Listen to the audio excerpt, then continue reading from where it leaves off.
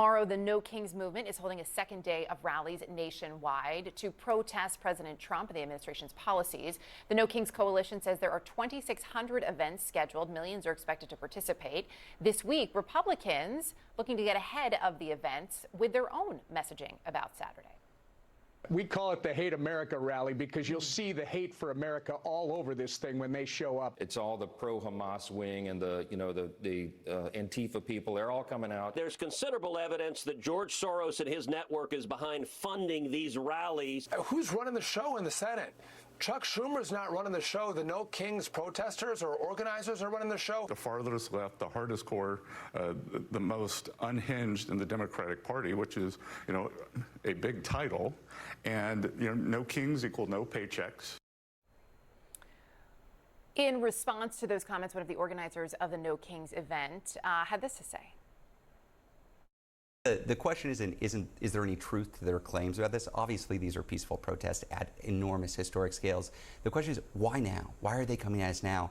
And it's because they are worried that they are losing their grip on power. They are worried that other people in blue states, red states, and purple states, in rural communities, in Trump country, are going to see the public doesn't support this, and that makes them scared.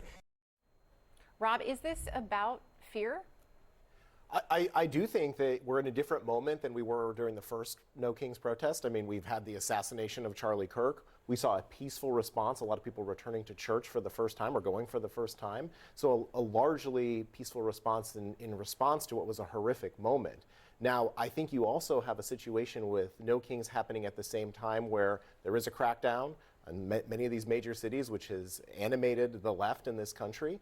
And I would just point out that despite all of the criticism they have for President Trump, they are allowed to organize and demonstrate their freedoms. A king would not allow a No Kings protest, let's face it. We should also point out these were all largely peaceful as well. In June, when they happened, all these events, in terms of looking at how it went the first time.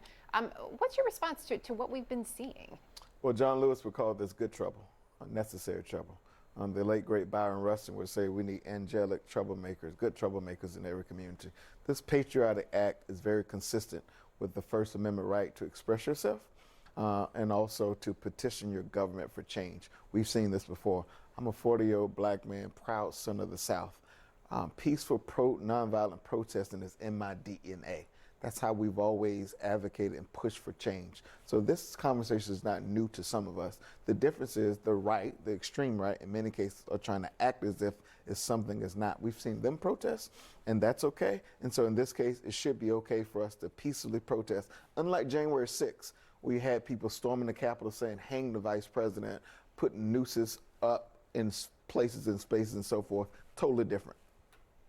What has changed, though, since June, given what we are seeing in a lot of major cities, and what could that mean? I was there in June. I covered the president's birthday military parade, and there were No Kings protests kind of happening outside adjacent. And one thing that really surprised me, because I covered the summer of 2020, I said to myself, okay, this is going to get out of control. And then it didn't. It was like nobody there wanted to be out of control. Everyone I interviewed was like, let's keep it peaceful, let's keep it fun. We're just here to express our, joy at the president's birthday and the military, or our dismay at the president. Great, great, great America. Now, as you said, in the meantime, Charlie Kirk has been killed. The rhetoric has been ramped up about this is anti-American, these are pro-Hamas supporters. The thing that worries me is that it just takes one person. It doesn't matter what party they're from. It takes one person to act out, and then things go sideways. And you're right, we have a right to protest, and we should, but everyone just cross your fingers. There will be, there will be extra scrutiny. It's impossible to ignore that. Thank you all. We have to leave it there because we ran late.